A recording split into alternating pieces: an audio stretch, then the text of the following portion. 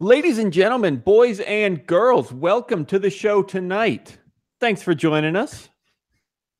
This is You, Me, and BTC episode 244. I am Daniel Brown, and I'm here with Tim Baker with Daniel Tim Brown. Baker. Tim I'm Baker, here, hello. guys. Just so you know, I'm I might, here. I might be a little bit too quiet. Daniel's kind of just screaming at me now. As soon as I joined the whole thing, he just was like super aggressive at me. So I'm kind of interested to see what happens during the show. I think you guys must be getting used to my absence, and I don't know if that's a good thing or a bad thing. But I screwed the pooch last week. I don't even remember what happened, but I was out. What I missed, Tim? You had to go. Did you went solo, right, the whole time? Yeah, no, I kind of committed to just ranting within like 5 minutes because I was like, I can cover this in like 5 minutes or I can do this in 45 minutes. And I chose the 45-minute way. Because I feel like I didn't do all that much. I don't know. I didn't But get a chance to listen yet. I still want to, still need to, so I will get there. But I might hate it. You never know. no, you probably will. It's fine. But no, I think I make points that'll appeal to your libertarian side probably. All right. But then I'm building this up, and Daniel's gonna be like, "Why the fuck are you such a socialist? What the fuck? What's the matter with you?" Yeah. Hey, Tim is a bit of a socialist these days. You should check out his podcast and find out why. Tim's 2 cents. It's on our website, normal website, you, me, and btc.com. Hey, today we're going to get into GDPR. I'm pretty sure the Tooth Fairy and Santa Claus updated their privacy policies. So we're going to dive into all that crap. Yeah. And obviously the key is like, wait, does this affect Bitcoin? Does it affect blockchain? Because that's a whole bunch of data that is stored on the internet, which sometimes is like identifiable to a specific person. We're gonna have some fun covering that. Oh, geez, it's kind of a joke, but also really sad and maybe scary could be a fair word. There is a lot to it, and we're not experts. We're not going to get into everything, but we are going to chat. Hey, there's already a few of you out there watching, listening, whatever you're doing. I am going to remind you to get to you, me, and btc.com/live. That is where you can jump in the chat and cover, well, share whatever the heck you want. It doesn't even matter, Tell us what we're talking about is dumb. Tell us we're geniuses or genius eye, whatever you want to call them. Yeah, jump in the chat, you, me, and btc.com/live. Welcome, John G. Live BTC Trading. Fresh profile. Thanks for joining us. Let us know if you have any thoughts, comments. Some links in there, not a ton this week, mostly GDPR. We also might, I should have said this earlier, we also might cover Napster a little bit. What the heck does that mean? You'll find out. I didn't put the link in the show notes because I was also busy today, almost missed another show. Oh, geez. Anyway, and the vote. Okay, this is fun. The GDPR is ... good, bad, both, or I'd like to GD your PR. The usual. All right, that's at the bottom. You, me, and btc.com/live. Vote in our poll. Tell us what you think about the GDPR. Okay, Tim, what do you already know about the GDPR? And this is all pretty much having been read pretty recently. So it's some kind of it's a forced protection for any like okay, I'm sorry. It's a regulation that is enforcing data protection for any kind of a seller or anybody who does anything that regards to some kind of personal data.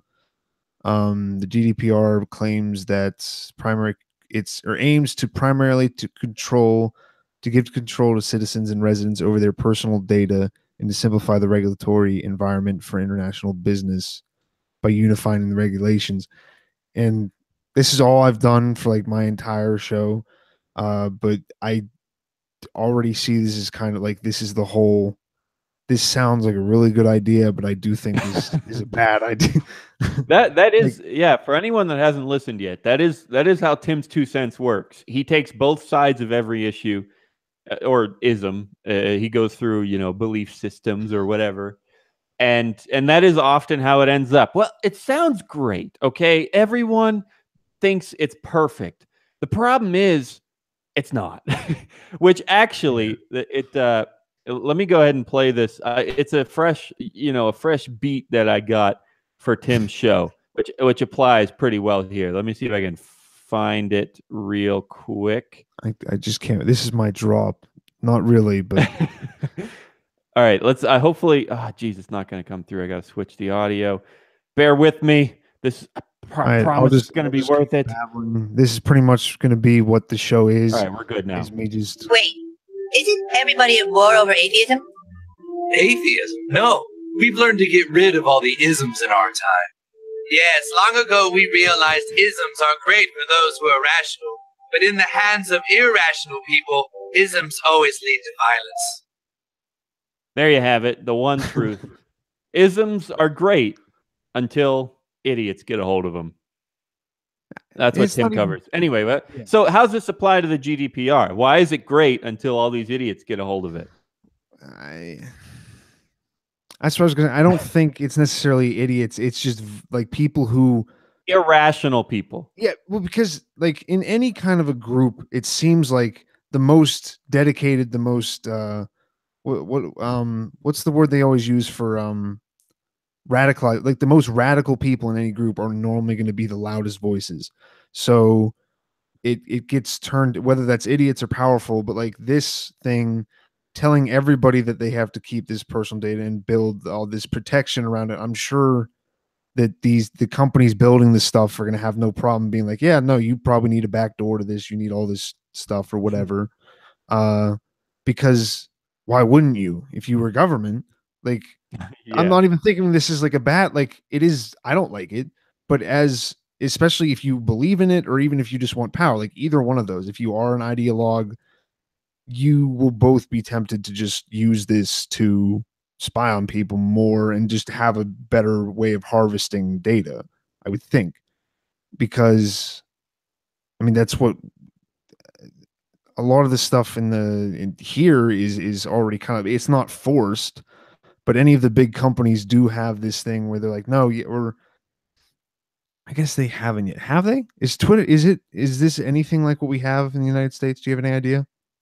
No, I mean, nothing at this scale. I mean, I'm sure there are laws in the US that say, you can't send email to people if they didn't sign up and stuff like that. But the GDPR is just way more strict. That's the key. The key difference. It's like, okay, first of all, I really hope you know this. Not legal advice. Haven't read the law word for word. I don't know what the frig I'm talking about. So I'm wrong on everything. Let's just get that out of the way.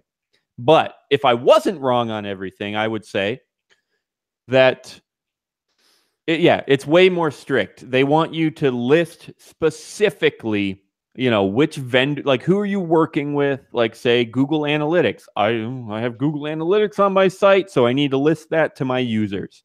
Or, I'm going to store your data with whoever, Chartbeat is an analytics service. MailChimp, you might store emails with MailChimp. So that's what you have to be very specific, saying this is who I'm working with. This is what data I'm storing. This is, this is why I'm storing the data. You have to give reasons for it. And you have to make them check a box or click a button. You can't have those email sign up forms where it's like automatically checked, or it says, if you install this program, you automatically consent to receive marketing emails. You can't have any of that. It's just way more strict. And then once you have consent and you're sending them stuff, you still have to take precautions because they have all these rights. They have the right to be forgotten. You have to be able to delete all of their data upon request, which also means you have to be they have to be able to make that request. And then once they make that request, you have to be able to delete all of the data. I'm assuming that would include backups. Like, even if I had, say I was running a site and collecting all this data, even if I had, say, a backup in my, I have my computer here and a backup in the closet, and say it's really sensitive stuff. So I also have a backup in some safety deposit box, and some of it's on Blu-rays, and some of it's on thumb drives, and some of it's in the cloud, and on and on and on. All of a sudden, I got to access all of those and delete this data. Okay, don't quote me on that. There might be an exception for backups, but that would be a really dumb exception if they had it. It's like, oh, delete my data, but keep it if you already have it. Okay, so that was pointless. Anyway, I'm ranting a bit now, but my point with all that was just that it's really, really strict. And, oh, geez, the worst part about it, without question, is that it applies to anyone, no matter where you are. Well, not literally anyone. The condition is if you are serving anyone or storing data for anyone in the European Union. That's the condition, which is why I say anyone, because if you're on the internet, you are very, very, very, very likely serving EU customers. Like, why they'll just show up. You can't control that. So, geez. Total. See, the thing is, at least like it used to be back in my day. I don't know. I feel like until recently, I used to think, well, America sucks. They tell me what to do, and it's annoying. But at least, well, I don't know. Pick a country. At least Canada doesn't try to tell me what to do. At least frickin' Finland doesn't try to tell me. Oh, now they do. They do tell me what to do now, and it sucks. So, yeah, that's what I got. It's a pain. Yeah, I mean, well, people just don't really care anymore, too. I don't think, like, I would argue that still, like, some people be like, oh, the new, I don't know where I've heard it. I don't really remember. It could have been just from another podcast, so it might be completely untrue. But I did hear someone saying that they thought, like, oh, the new, like, breed of, or the new just, what's it called? The new just like the younger kids now are like slightly more libertarian or something. I think they're getting that maybe just from kids, maybe voting for Trump. Just like I've never seen a college covered in a president's shit ever, but like a room. I haven't seen that stuff. Like no, maybe they did, but I never thought that you just see like just Bush banners across just random colleges in Pennsylvania. So like it was just weird. So maybe that's why. But I do believe that people are really concerned with safety now. I think I'm a little bit quiet again. I think people are like, at least who I talk to, they're very concerned with safety. So selling something like this is not going to be hard. So that's more what scares me more than just the law is how easily this could just very easily happen, and people are again just going to be like, yeah, this is going to stop the bad stuff on the internet. And it's like, well, no, what? This is going to stop the bad stuff from people losing their personal data. And I'm like, probably not. It's still going to happen that much. It's going to cost more to do it, and then the government's also just going to have a backdoor into everything. Yeah, that's what makes it so scary. We already said this to some extent, but data protection is an extremely good thing. We absolutely want that. And that's why this is so scary, because it's like, oh, of course we should do this. Yes. Give them all these rules, give them all this power, because that's what we have to do. Well, it'd be criminal not to. That's the other thing, is how just like, how could you, what's the matter with you? Why do you need people to be able to send messages on? Why do you need people to be able to steal details and data on your life? I mean, because they're going to do it anyway. Like it's just going to be a different what the government's going to come up. We're going to lock down every single business with the greatest protection ever. We're never going to let anything through, and no, we're good. Right. We got this because we do every other service great. but I get how it makes sense. Yeah. That is a very serious concern when you say that they're going to do it anyway.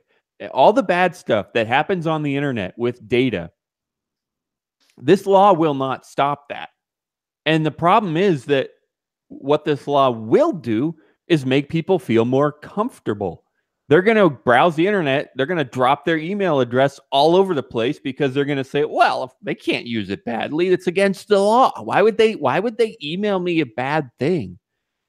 And email's a dumb example because it just don't. If you get a virus from an email, you are an idiot. So but still, you just think of all your data out there. It's like, okay, take this Facebook example. We've covered them a fair bit recently on the show, and they had all this data and they misused it and caused problems. This kind of a law is not going to prevent Facebook from having data leaks and issues. This kind of a law is just going to make more people be okay with Facebook. They're gonna be like, well, okay, they're GDPR compliant, so I guess I will keep. I was thinking about deleting my Facebook account, but now I know that they have to notify me of a data breach because of this law, so I guess I'll just stay on Facebook. And it sounds dumb when I say it, but that is exactly what so many people have to be thinking. Yeah, I'm speculating. Yeah, I could be wrong, but I feel pretty confident in this one. And I don't think that. Well, that's the problem. I don't think that's even the decision anymore.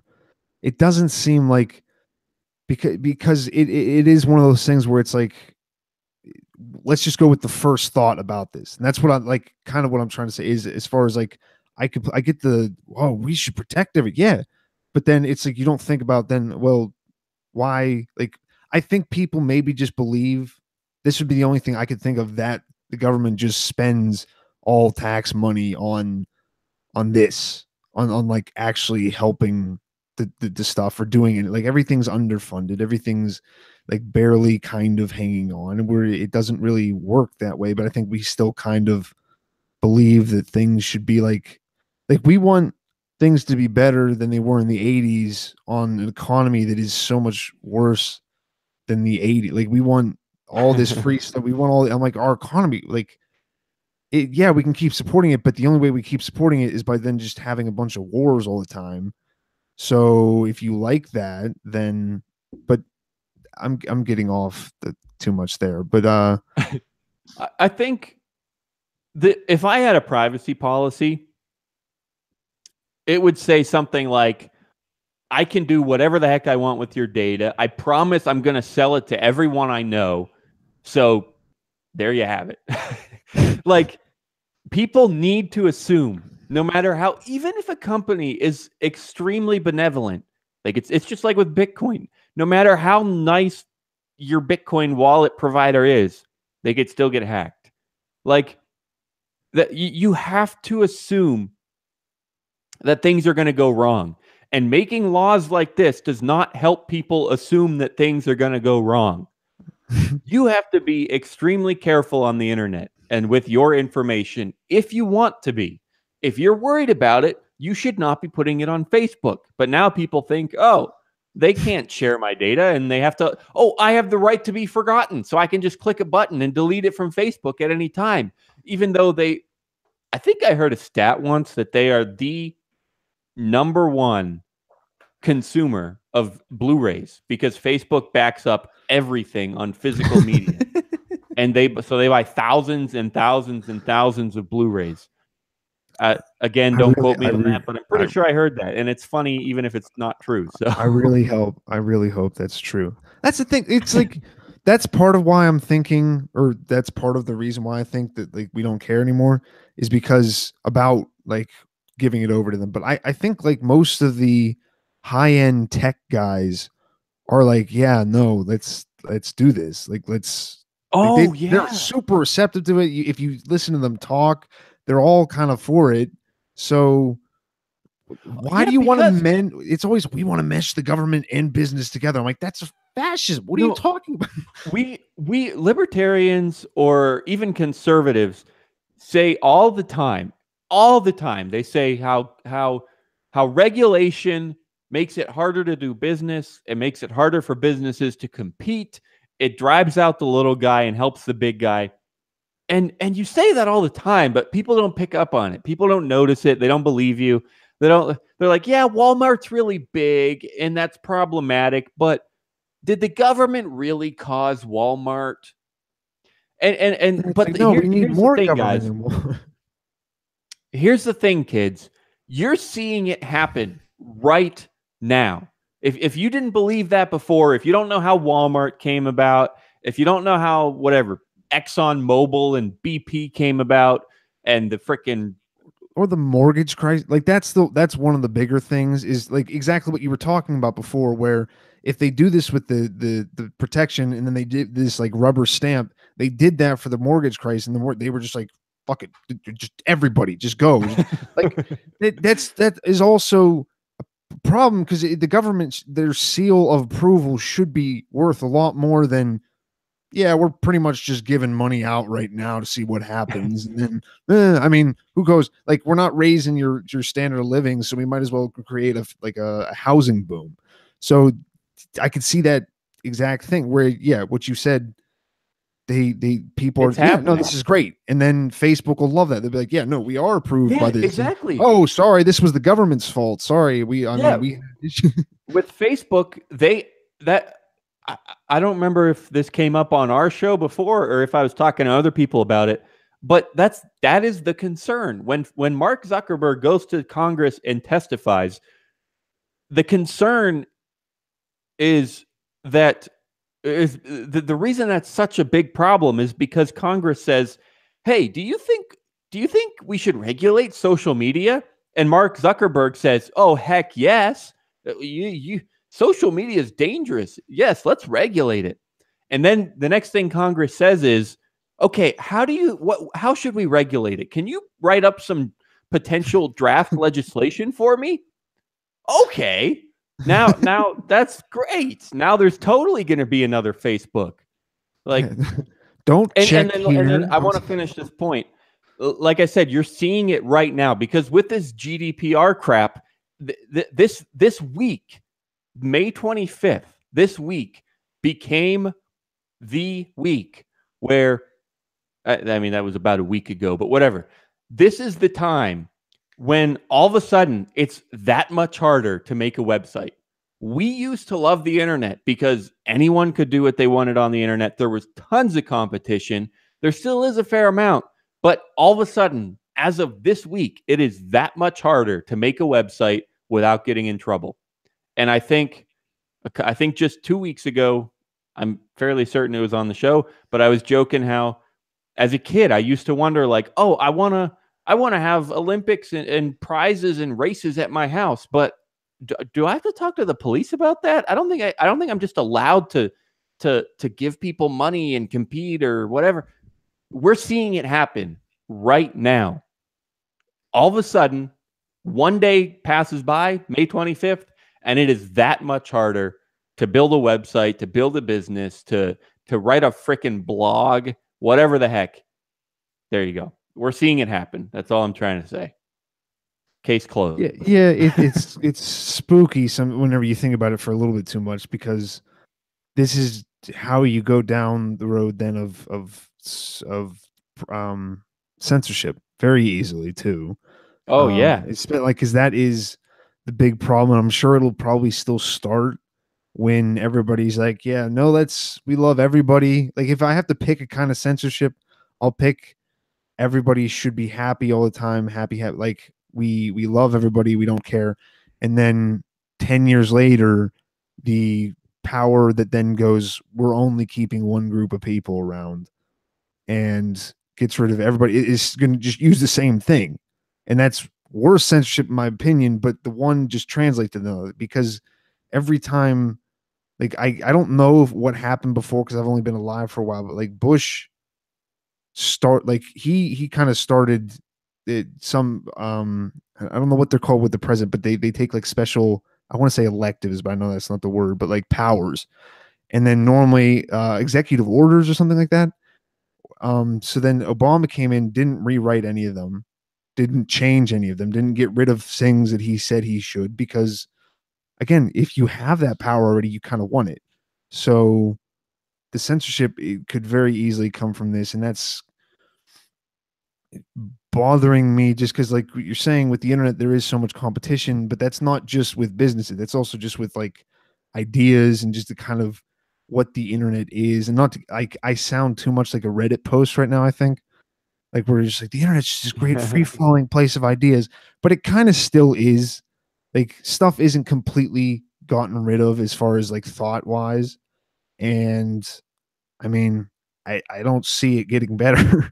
So I guess get your free thought out now. That's my prediction, which I'm gonna feel as bad as you do when it happens. But the scary thing is, like, even if you recognize how risky or dangerous this kind of legislation is, and even if you try to avoid it as much as possible, you know, say you don't keep an email list for your website. Say that you don't keep analytics, Google Analytics or whatever for your website or whatever. Like, yeah, you could do that. You could avoid this kind of issue. You could just not participate, kind of. But then that's the problem. All of a sudden, you've been censored. You lost the battle already. You just gave up some of the information that you could have used to improve your business or share your message or whatever. You just gave it up because you're not going to email people because you're too scared. And on the one hand, I'll give people kudos for not storing user data and not potentially misusing or losing user data. I'll give you kudos for that if that's your reason. But if your reason for that is because of the GDPR, then you already lost the battle. Yeah, you might not go to prison because you're not storing user data, but you already lost the battle because they are taking away your tools, your whatever the heck it may be, your email marketing, your analytics, whatever. That's the thing. People aren't going to look at it at all. Like, people are going to look at, they're not taking away their tools. They're making their tools safe to use. And it's going to be this bullshit. And it's like, yeah, I see how you get that, but that's not how it has ever worked before. And people are like, no, sure it did. Yeah, all these things run great. I'm like, all right, whatever. But yeah, it's I don't know. I forgot what I was going to. You said something before I thought of, but you can have 30 seconds to think about it here, Tim. We're gonna roll our ad. We have to, like I said, we're gonna cover blockchain, how this may cover blockchain. We have an article from Bitcoin Magazine by Laura Gell, and she has some just thoughts on how this kind of legislation might apply to all of the data that is on all of the blockchains. So that is coming up in moments. I will ask Tim to mute himself so he doesn't screw up your enjoyment of this wonderful commercial, and we'll be right back. Hey guys, today's show is brought to you by Chronologic.network. Chronologic is an Ethereum-based project that aims to solve time-related problems on the blockchain. Through Chronologic's 3 core products, the Ethereum alarm clock, debt smart contracts, and the day token minting mechanism, they solve the problems of payment scheduling, crypto loan time constraints, and unstable token launches. Find out more at chronologic.network.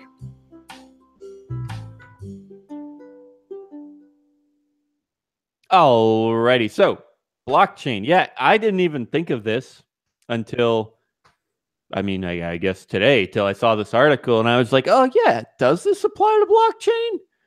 And it's still up in the air. We don't have to go down this rabbit hole because you could say this about any legislation, and we could gripe about it for episodes on episodes. But that's pretty darn annoying with any legislation where it's like, okay, but what does it mean? Like they make pages and pages and pages of rules. And you're like, okay, but what if I do this? And they're like, well, try it. And then we'll take it to court and find out what the judge says. Oh my God. That's such a perfect description of it too. It's just like, fuck you though. You see what happens. We'll find out. It's like, oh, you want to run a business? Okay, let's see what the fuck happens. Like, you might do it right. It's like you talk to your congressman. He's like, I'm not a lawyer. Talk to your lawyer. He's like, I'm not the judge. That's talk exactly to the judge. He's like, you have like, if you are serious about, if you're serious about doing anything, you have to at very least pay a program to do it. But people literally hire another person's job just to file what should be a simple exchange of money in penitence. I understand what it is, and that's fine. The government is God and it needs its blood, so give it its money. But it's just bad. It's bad. It's ludicrous. and yeah, like you said, starting a business, there are tons and tons of businesses where you have to have a lawyer before you even start, because you have to know, is this allowed? And the lawyer's best guess could be wrong. So it's obnoxious. Which also, I didn't dive into this, but I saw there are fees involved with the GDPR. Like if you were running a website or have analytics or whatever, you're supposed to register as a data processor or whatever. And there's a data processor fee because money. So I don't know all the details, but I know there's a fee involved in this somewhere, because why wouldn't there be? Well, if we make money illegal, Daniel, how are people going to pay for illegal things? You don't understand this. You're being too much of a libertarian right now. You're right. What am I? Yeah. Never mind. But yeah. No, okay. So right. how it affects the blockchain? Yeah. Laura Gell. I will. Let's see. We already. She has some bold takeaway pieces in here that are definitely worth reading word for word, if nothing else. So, I also really love. She tries to quote the law, but there are so many like ... like legalese. We're not going to get into that, but ... So here's a bit of a quote from the law. A data subject is a natural person ... who can be identified ... by reference to an identifier ... specific to the ... cultural or social identity of that natural person. Okay. What is that? That means like literally, if you put in your race, then they have to hand. Doesn't that? Well, yeah. I mean, like as soon as you go white or Pacific Islander, race, it would have to be specific to you. Race would be specific to a bunch of people. No, but it's saying, but you can have a natural person. Data that data subject is that of a natural person who can be identified by a social identity of that natural person. So what is social identity? Like what does that mean? Is that just like that? I doubt that means just this, like your social security number or something like that. Yeah, I would say it's like socially, who are you? Like where do you work? Where do you live? Who are your friends? What makes you a person? And that would be you. So the idea would be like you pick one of those things, like where do you live? Well, if this data can help figure out where you live, then it's social data, socially identifying data, maybe. Or pick another. So maybe race. I don't know. I really have no idea. Like the two together, it just all I'm meaning is it seems like a very simple thing because people will put that in anything. As far like that's one of the first things that shows up is you pick your gender on like whenever you're like a lot. Well, maybe I'm wrong. I'm thinking about it now and I'm like, nah, that doesn't actually pop up that much. But I don't really sign up for a lot of things either. But it seems like well, obviously any kind of a social thing will, but I think even the smaller ones, whenever you sign up, like even just to buy stuff or anything. So as far as it being, I'm just looking at it as how far can they stretch whatever this language means because it's not definable. Yeah. Who are you gonna? That doesn't mean that like fuck you. It does. Yeah, like they can just do whatever they can. It's true. It's true. It's like, oh, they have your hair color. You, my friend, are not allowed to store that data. Takeaway number 1, essentially, almost any piece of data that can assist in learning something about someone is likely to be considered personal data. So yeah, that's what I said. If it can help you learn where they live, if it can help you learn what their race is, if it can help you learn where they go to church, that's likely to be considered personal data. We don't know yet. The law's been written, but we don't know yet. That's the best part about it. That's the other the other great thing about this though is because they're taking it so that they can just do pretty much any social media they want, is because everybody is growing up now and they're going to be in every single group, are going to be part of some kind of a social media. Like as far as not being a part of it, that's you hear like sort of, oh, I quit Twitter. And it's like, yeah, but there's like 5 of you. And it doesn't, like, most people are still, they like I have a social media, like even if you are like well adjusted and you go out and you have like plenty of in real life friends. I sound so strange when I'm talking, like real people that you like to be around. But you still want like any kind of group, whether it be like you were saying, whether it would be like a church or any kind of a group where they meet, they play soccer, play whatever, is going to have one of these. And so it's like, okay, I not even about the data anymore, because they are going to be forcing them. They're not going to get rid of them, right? They're going to just force them to take their protection. Like this is the greatest. Is it what's it called whenever like the mafia goes after people and you pay them protection money? Like that's more what this sounds like. Yeah. So it's like, okay, yeah, we can just tax, or not even tax them. We can just get extra. So like, oh, you have to buy this permit every year. Like, okay, yeah, because yeah, and all the big websites that can pay for that will be great, and then it'll be to people that are like barely. You won't have people who aren't doing anything on there that is most bad, but I do like it occasionally. Like it's not bad to kind of just see like what I was talking about before, just like the creativity and just seeing people interact.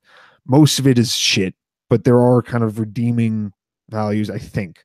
Maybe I'm wrong. Again, I'm being idealistic, but personal data. We'll do takeaway number 2 here. If personal data is stored off chain, if personal data stored off chain can easily be connected to a public key used in a blockchain solution, the public key is very likely to be considered data that has achieved a state of pseudonymization, but is still regulated as personal data subject to the GDPR.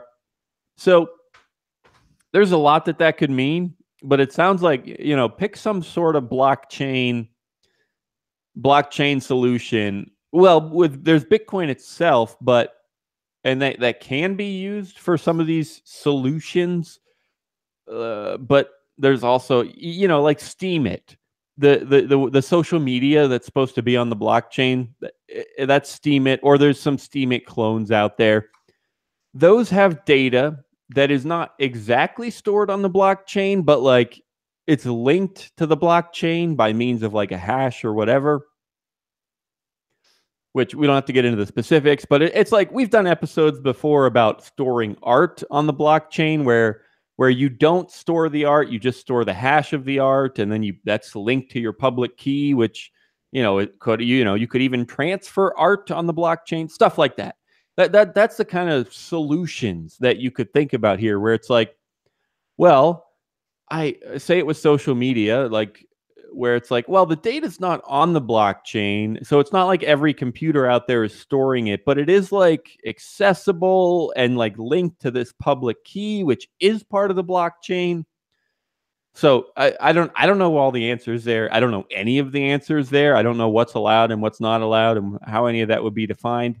All I'm saying, and for the most part, all Laura Gell is saying, is this is something we're going to have to think about, because that's a serious question. Like, well, which is it? Like, which one is data? Which, if I'm just a node on the Bitcoin network, and, if I'm storing transactions on my computer, which they're not, as we've always said about Bitcoin, it's not anonymous, it's pseudonymous. So like, I don't actually know their name, but I'm storing all these transactions which are linked to Bitcoin addresses on my computer. every single Bitcoin transaction ever if you're running a full node. It's like, well, could that be identifying data? I don't know.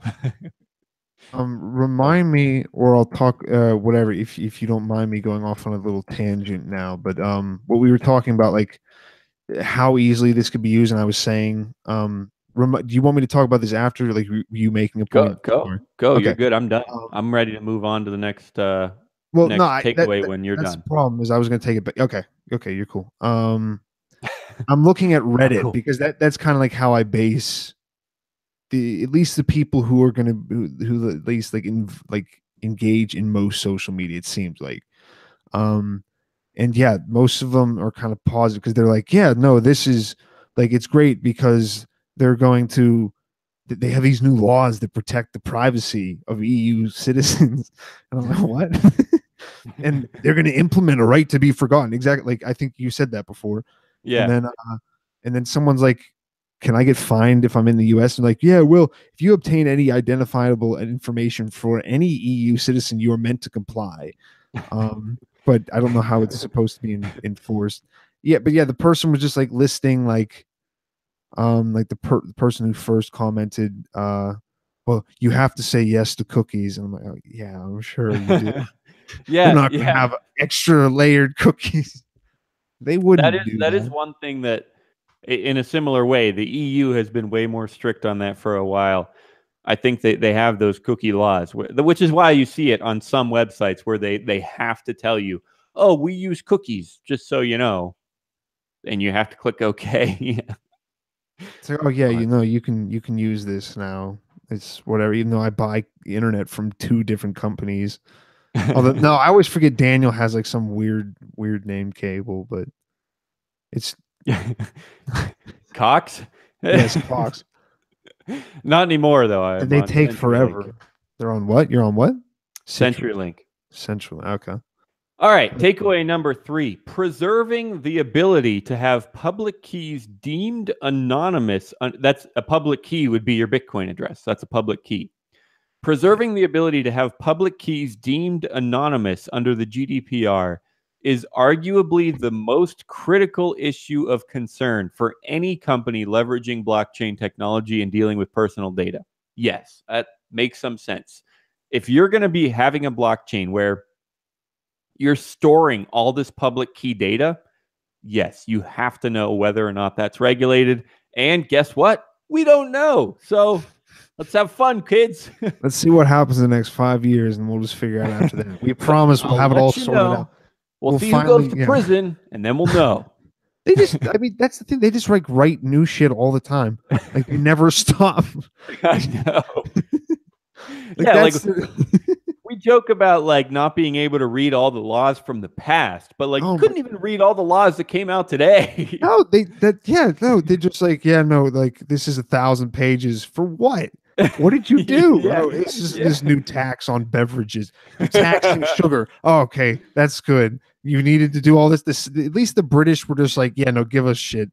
Like now they're just like, we're helping you, and I hope that you realize that this is to keep you healthier, and so you don't drink too much sugar. And we're just gonna take a little cut. This next one's great. Companies leveraging blockchain technology should design their systems so that they avoid determining how and why data is processed, and thus avoid being deemed a data controller. So it's like, okay, to be safe here, guys, let's just make sure we don't even know how or why this data is being processed. As long as you're sure you have no idea what's going on, you're perfect. Oh, great. That's exactly what I want for my data. I want everyone to just have no clue what's happening to my data. Then I'm sure I'll be safe. I don't get it. There's a lot of trust in public services, and I don't get it because it's like people are just like this is the problem is if you ever like say this in front of like regular people, if you're like, no, like why does like even if you question, I don't know where I actually stand, but even if you question the fact that people should just have water, like on some, again, this is I've never seen it brought up in public because like people just don't talk about that shit normally. but on like people bring it, and then people are like, what? Water, you need to give it to everybody, and you know who has to control that? Well, just these guys who are known for being the shittiest providers of services. Yes. And they like, They'll be I get perfect.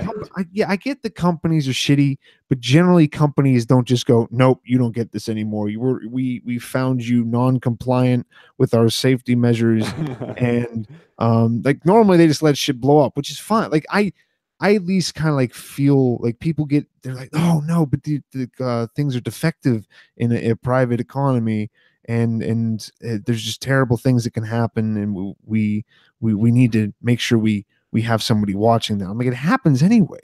It's just kind of putting more bloat on it, and I don't know if that's curable. Maybe, like, I feel like it maybe worked out at the beginning.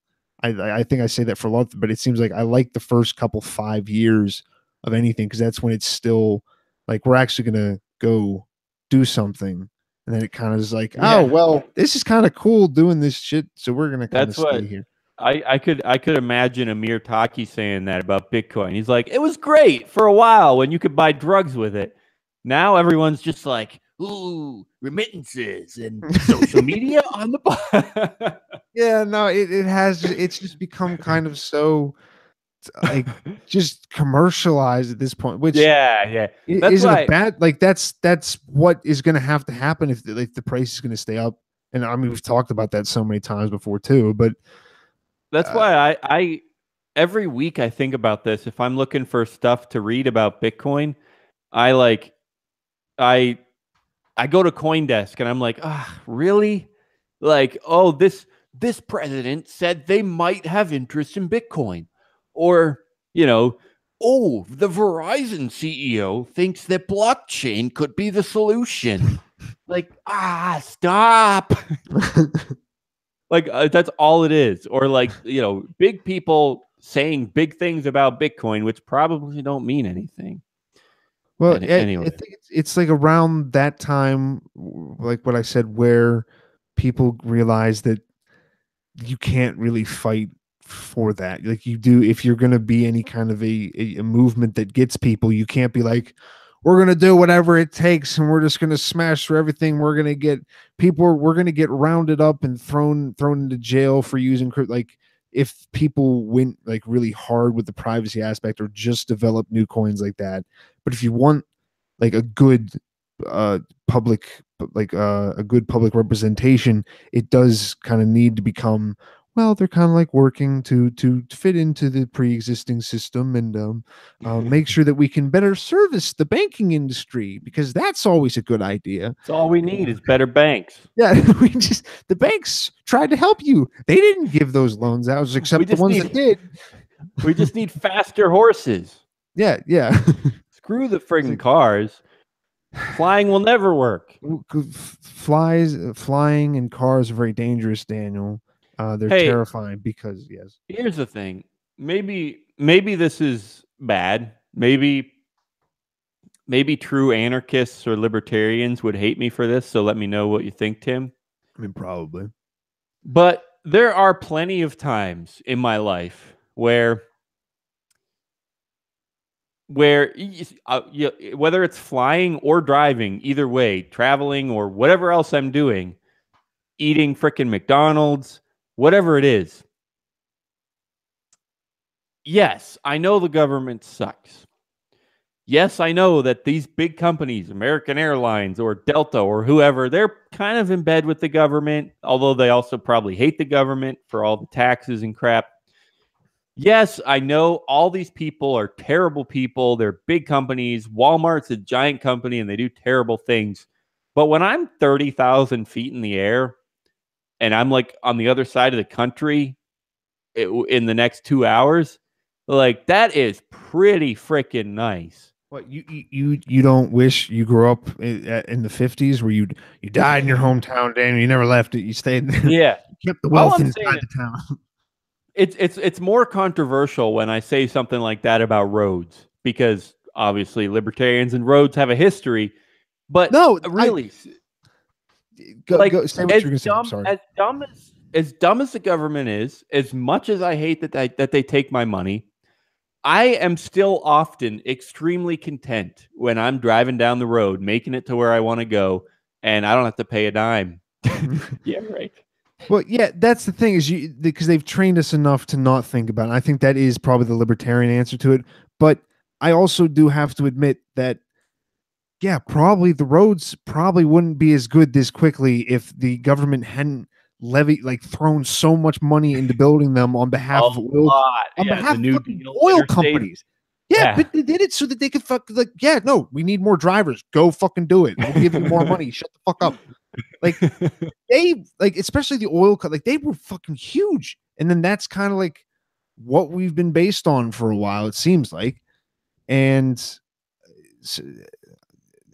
Yeah. So it's tough. John G, was that his name? John G? Yeah, John G says, my grandfather told me a story once. His family moved from South Dakota to Florida. Took 3 months. They camped out along the way. Unreal. I spent part of the reason I was not here last week was because I was also moving someone across the country, and I spent 33 hours in the car, and I thought it was deadly. And that is why I now love that I can fly that same distance in 3.5 hours. So, yeah, I mean that does put stuff into perspective. Yeah, when I've never, I don't think I've ever done. I've never flown then driven someplace, or yes, yeah. I can fly there on a Friday night, be there for 2 days, and fly home on a Sunday night, and it was always great. Then all of a sudden I got to drive 33 hours, and I just wanted to cry. It does feel bad making that argument because it seems like you're almost making the argument for crony capitalism, but no, I'm making the argument for government. Yeah, yeah, but like what I was saying before, like it seems like most decisions are made based a lot of times off of one industry or the other. I do kind of get the whole they all kind of just they pass the laws, like the whole thing with the insurance companies writing Obamacare and pretty much everything like that. So whenever you have something like that, I keep forgetting my point on this. Like I started off and I'm like trying to but insurance companies, oil companies, Walmart. Just as far as them running stuff as much or more than the government, it feels bad making that argument, but nothing would have gotten done if that hadn't happened. Like stuff would have gotten done, but I do not believe that we'd be as technologically advanced as we are now. Like it's certain company, like new technologies, like how the tech technology just boomed like only a couple decades ago, even like as far as like, I mean, I get it was big before, but they kind of did turn it over into the quote unquote private market where there was lots of funding into different things because they did, I'm sure, see a use for it. I don't think we would have had all this stuff if we hadn't like just been like that's how you get stuff like that done is by exploiting other sections of society. And that doesn't ideally happen in a truly capitalist society, capitalist society, which I would still argue that I would prefer we live in because it makes me feel good morally, but that doesn't really work for most people. Like most people don't I see stuff as just like, well, let's just live, I guess. Like if I had to explain it, so I could just live in whatever kind of situation you're in. Don't bother other people, but we don't need to constantly just try to make things safer. I guess we're kind of losing. This is what I'm talking about with the internet still being kind of free and open. Like in public, people aren't that open, aren't that like creative even. Like you're seeing like a lot of stuff that's being made. I mean, it's mostly spread by the internet because before people are able to go out to people in public, they need that connection first on the internet because they're kind of against it really does help to build that as far as like the relationship between people. And I guess that's good, but I don't think that we'd be at this same level in 2018 if that hadn't happened. So There you have it. that's my defense of of all this, and then the rest of the Crony episode is me going against it. Capitalisms is probably the reason why we are where we at. We're here. So speaking of creativity and capitalism and thinking outside the box, we have to spend 2 minutes here talking about Napster and trying to decide if Bitcoin is like Napster. I promised you we would, so I won't shove it off in the last 2 minutes here. Instead, we'll shove it in. I was aggressive. I said aggressive at the beginning. I'm not going to pull up the article because it doesn't really matter. It was the Ripple CEO, right? Or Ripple something or the other, which is hilarious that Ripple even has a CEO. I know. I thought I was being stupid. I thought I sent the text and they were like, Ripple doesn't have a CEO, you dumb fuck. Because I didn't believe the name. The name is Brad Garlinghouse. What? I was like, maybe. Okay. But yeah, Ripple said, and I was like, I don't know who else would have done it. Did Ripple's like Twitter account? But yeah, no, he referred to it as just, he's like, yeah, no, they're like good. And then the beginning of everything. And it's like, I'm like, yeah, I mean, we've definitely said that before. We've definitely compared Bitcoin to kind of like just like the preliminary MySpace, of technology. But then he's not saying, he's being like, yeah, no, mine's going to be better. It's like, dude, yours is going to be as bad as ours is. Like where Ripple's going to have its limitations in the next 10 years. It might not even be feasible to be unlocking doors. We're just going to have plates that the government controls and just looks into, because that we need protection around our cyber doors. Yeah, yeah. I don't know. I mean, like you said, we've talked about it before. How Bitcoin, like I said, MySpace, is it going to be MySpace? And he bailed on us again tonight. I don't know where the heck Zach is. But all you listeners should check out thecoinpod.com, because Zach has had several conversations with Bitcoin maximalists. And this is exactly what they have to grapple with, is like, we love Bitcoin, but what if it goes away like MySpace? And then some people say, well, I'm a Bitcoin maximalist and it's going to be around forever. And some people say, well, Bitcoin is going to be great for some things, but why would Bitcoin be the only thing? There's going to be other coins or blockchains or whatever that are great for other things. And, the argument goes on and on. So check out thecoinpod.com for more on all of that. You could search for maximalism, I guess, and see what you find. I don't really know what you'll find, but maybe something good. Guys, it's been a blast. Tim, 2 seconds, advice of the week. We gotta shove that in too. So we gotta shove in the advice. Whenever somebody comes to you and they're like, "Here, we're gonna do this for you. And it's gonna be great. And it's gonna be awesome. And don't worry. And we're not upcharging you at all. And it's gonna be," that person's lying to you. Any kind of salesman, any government official, like anybody trying to sell you stuff, is most likely lying about something. I like that. If they tell you it's gonna be great, it's probably not. Or it could be. I don't know. You gotta take the risk, but yeah. All right, that's good stuff. I'm just gonna say, I really hope that Santa's okay, because I did not get his privacy policy update. So I hope I get presents this year. Daniel, I have something to tell you. What? No, everyone else updated their privacy policy, so I'm just waiting for his to come through. No, I don't know. We'll see. Okay. Your dad is Santa Claus. No. Okay. No, I mean, he's the actual real Santa Claus. Like, he's been hiding from you all these years. All right. Guys, it's been a blast. I'm going to go away for a week. Hopefully just a week. Hopefully not 2 weeks. Oh, hey, guys. Tonight is a double feature, because I forgot to post. Well, first Tim forgot to record an episode. Then I forgot to post it. I didn't forget. Anyway. I became extremely lazy. Long story short, Tim's 2 cents is a Thursday show this week. So I will finish up posting this episode that you're hearing right now, and I will also post Tim's 2 cents later tonight. I don't know what it's about. Neo-Luddite-ism. This actually, yeah, this whole episode actually fits pretty well with that one because I was in Okay, kind of the good. same idea. Good. So within the next hour or two, maybe 3, go to umeandbtc.com/TTC14, I believe. Please be right. Please be right. This is how our links work. If you ever want to get to our episodes.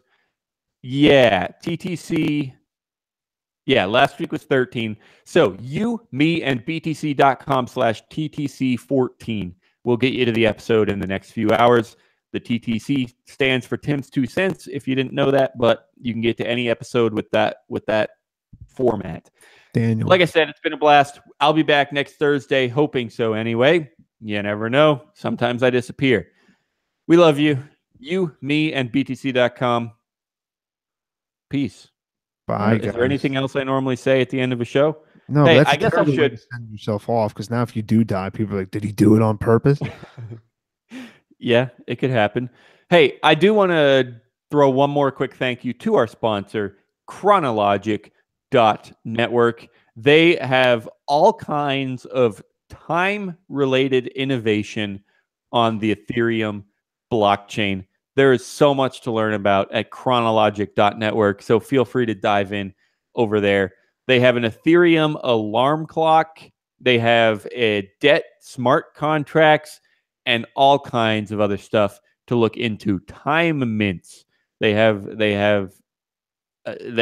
a day token minting mechanism that they do all kinds of stuff. They can make token launches go smoothly by handling the timing correctly. Whatever you want. Like I said, all kinds of time-related innovation on Ethereum. Chronologic.network. All right, now I'm done. I mean it for real this time. We love you, and catch you later. Peace. Thanks. Bye, guys.